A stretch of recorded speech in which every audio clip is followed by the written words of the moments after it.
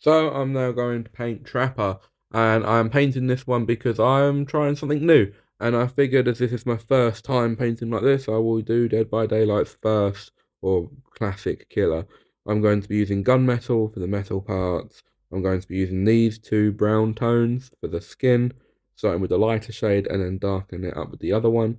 I'm going to be using three colours for the blood. I'm going to use Crusted Saw, Dragon Red, and I will also be using the Army Painter effects paint for glistening blood. For his mask, there's two colours. I'm going to use skeleton bone and mummy robes, and that's quite a small part, but it does need the two colours. I will then use necromancer cloak for the duct tape, an army green for the overalls, which is the majority of the miniature, and then the leather brown for the straps over his shoulders because they're a different colour, and I didn't know that until now. And then matte black for any bits that I missed detailing wise or anything like that. Anyway, I started with the skin tone that made sense to me. It's just how I've been doing it, and then I'll go over with the darker tone in just a second. After I finish with the skin tone, I do move on to the overalls.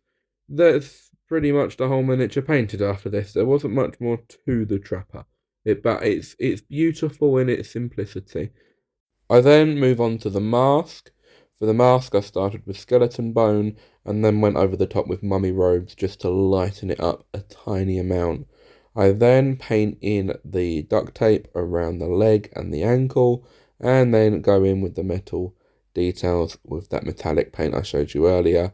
You paint in his weapon, the spikes sticking out of his shoulder, and things like that. I then add the blood details. He's got various cuts on his arms and then blood on the weapon as well. I then added two washes. I had green tone for the overalls and dark tone for the skin. I then paint the base black and it's done. And this is how it turned out, and I'm fairly happy with it. It came out pretty well, but it is pretty basic compared to the ones that I've already painted. There wasn't any like extra details that I had to add in myself. But let me know what you think of the new format, and I'll see you in the next one.